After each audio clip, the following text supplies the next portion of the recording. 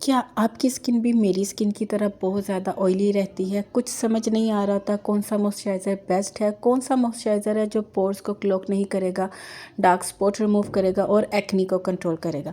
یہاں میں ابھی آپ لوگوں کے ساتھ ایک موئسچرائزر شیئر کرنے لگی ہوں۔ لش آرگینک کا واٹر بیس جیل بیس موئسچرائزر ہے۔ آپ اس کو ایز اے پرائمر بھی یوز کر سکتے ہو۔ لش آرگینک کا یہ موئسچرائزر آپ کی اسکن کو ہیوی نہیں کرتا، آپ کے پورز کو کلوک نہیں کرتا اور نہ ہی آپ کی اسکن کو بہت زیادہ اریٹیٹ کرتا ہے۔ آپ کی اسکن کو میٹ لک بھی نہیں دیتا کہ اکثر موئسچرائزر ہوتے ہیں اسکن کو ٹوٹلی میٹ کر دیتے ہیں جس سے اسکن بہت زیادہ ڈل لگتی ہے۔ یہ ایسا بالکل بھی نہیں ہے، آپ کے پورز کو کلوک نہیں کرے گا، آپ کے پورز کو بلکہ یہ بلر کر دے گا موئسچرائزر۔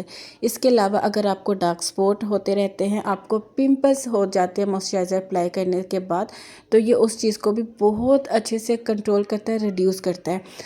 جیل بیس موئسچرائزر جو ہوتے ہیں یہ ہمیشہ ڈیمپ اسکن یعنی کہ ہلکی سی اسکن گیلی ہو تب اپلائی کرنی چاہیے۔